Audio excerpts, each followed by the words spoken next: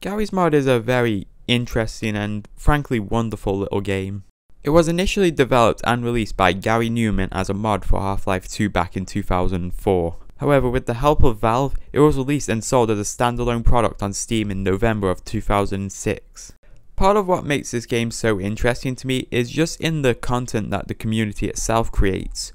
I mean, I'm sure you've all probably seen stuff like In the Virtual End or Half-Life VR, but the AI is self-aware. I did have a wife, but they took her in the divorce. Or how about the thousands of mods currently on the Steam Workshop just sitting there and waiting for you to download them? Naturally, with a community like this, there's bound to be myths and sort of urban legends that get spread around about the game. I'm talking about stuff similar to Bigfoot in GTA San Andreas or being able to unlock Luigi in Super Mario 64. So for today's video, I wanted to talk about some of the myths and rumours and urban legends about Garry's Mod. Hope you enjoy. This one is less of a myth or a rumour and more just a case of mass gaslighting by a community. While in a sandbox game, if you go on the spawn menu and click on the Entities tab and then go under the Fun and Games category, you can spawn bouncy balls. As you'd expect, you can basically just throw them around and they'll bounce off pretty much any surface. One thing to note about the bouncy balls is that they can come in 4 different colours: blue, green, yellow and red. However, this myth states that there is actually a 5th colour for the bouncy balls, that being the colour grey. The myth also states that this ball is so incredibly rare that it actually has an achievement tied to it titled Finally, a grey one, which you would obtain for being lucky enough to actually spawn the grey ball. However, there is no such achievement in the game, nor is there actually a way to spawn a grey ball without modding the game. From what I've read, this seems to be some sort of joke that came from the Russian Gmod community.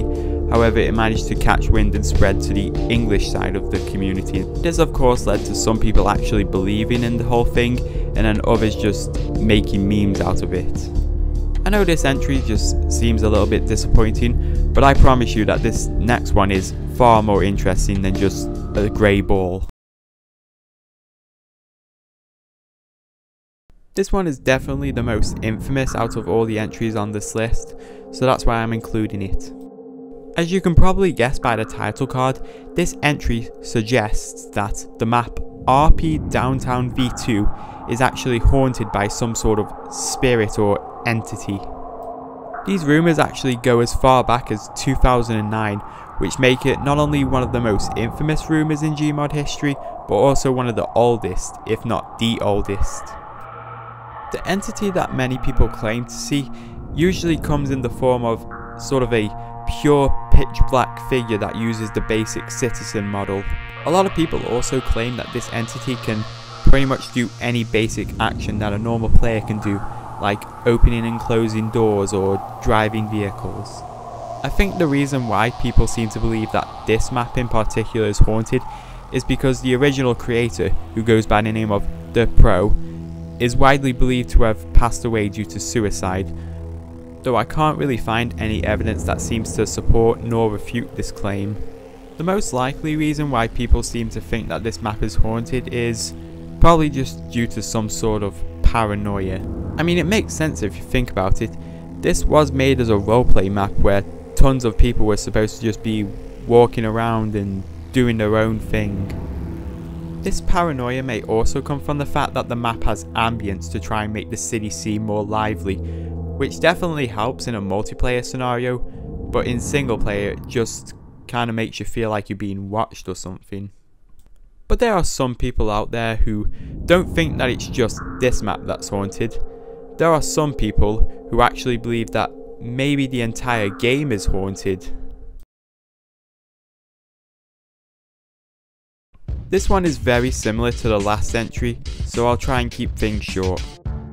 This rumour suggests that there is an entity in Gmod, similar to the Black Figures, who is most commonly referred to as Semper.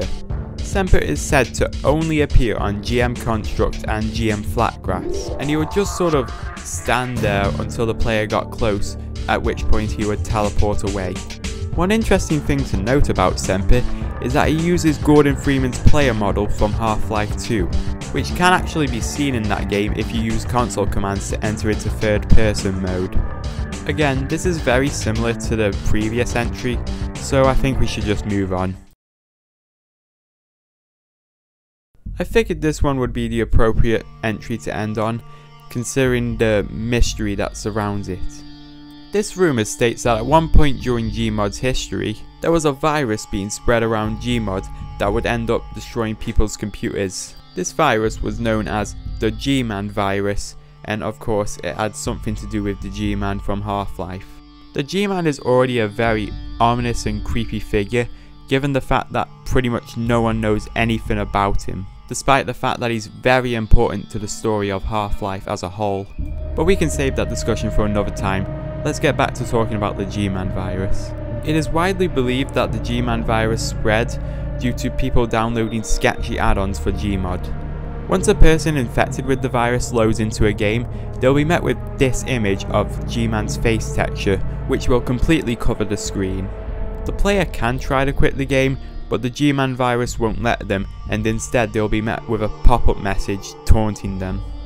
After a few seconds have passed, the virus will open up your web browser and send you to a bunch of sketchy websites. At this point, the G-Man virus has basically hijacked your computer, as it will then start downloading viruses from these websites.